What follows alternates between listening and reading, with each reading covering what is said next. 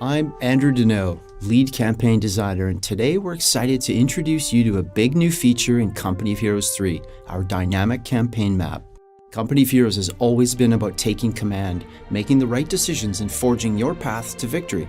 The dynamic campaign map provides a new high-level strategic commander experience where you command the overall war effort in the region.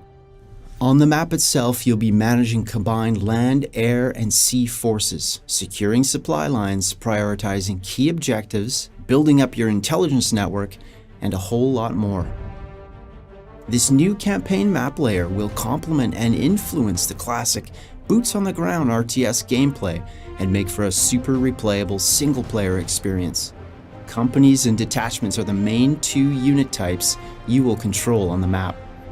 You'll be using these units to perform all types of actions, from campaign map combat to capturing resources and objectives and cutting off enemy supply lines. Companies are a big piece of how you choose to command.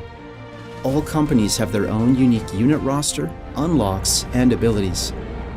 On the dynamic campaign map, a US airborne company will allow for aggressive strikes behind enemy lines and will grant access to elite paratrooper and powerful airborne abilities in mission.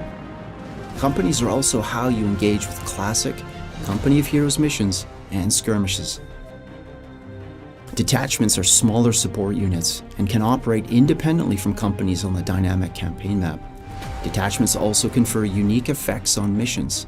For instance, if you have a British medical detachment nearby, you'll gain the ability to call in a medical half-track in mission to reinforce and heal your troops. There are lots of other ways in which campaign map actions affect the classic Company of Heroes missions players know and love. For instance, if you have a US naval destroyer squadron within range of your mission, you can call in naval gunfire support.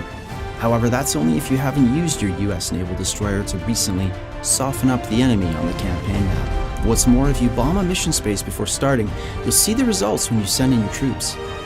Also, your companies will gain veterancy. Veterancy will unlock more skills for your company and will also unlock officers, granting unique company traits on the campaign map.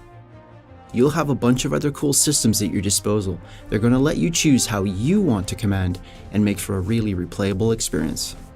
If you want to prioritize air superiority, you should focus on capturing airfields and focus on Air Force production. You'll still have choices to make here though. Do you want to prioritize recon planes, heavy bombers?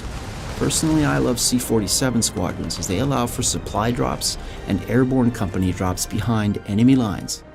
Perhaps you'll prefer to focus on your relationships with partisan forces, increasing your intel networks and sabotage capabilities. Maybe you will occupy each and every territory, securing your supply lines along the way.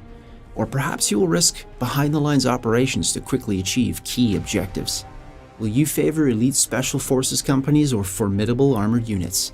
Will you employ a detachment heavy strategy or invest more in upgrades or naval power? Time to take command and find out.